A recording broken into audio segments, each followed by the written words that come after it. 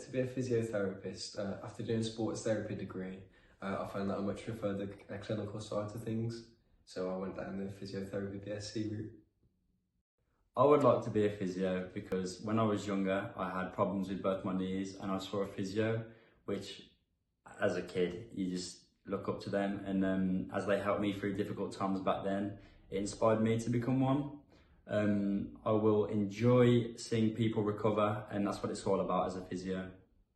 So in my first year of uni of physiotherapy, we've learned the anatomy and physiology of the body. I've also learned professionalism, and we've also learned how to include health and well-being within our practice. You need to see patients on your placements as you need to get clinical experience and get hands-on.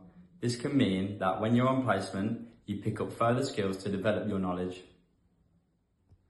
So while on placement, I'm more interested in the neurological side of things. I've had a lot of experience in musculoskeletal with my sports therapy background, so I'd like to venture out and see what else we can do.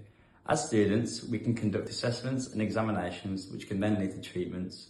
Treatments can be such as massages, exercises and stretches. These can all help benefit you in many ways and help any ways you desire.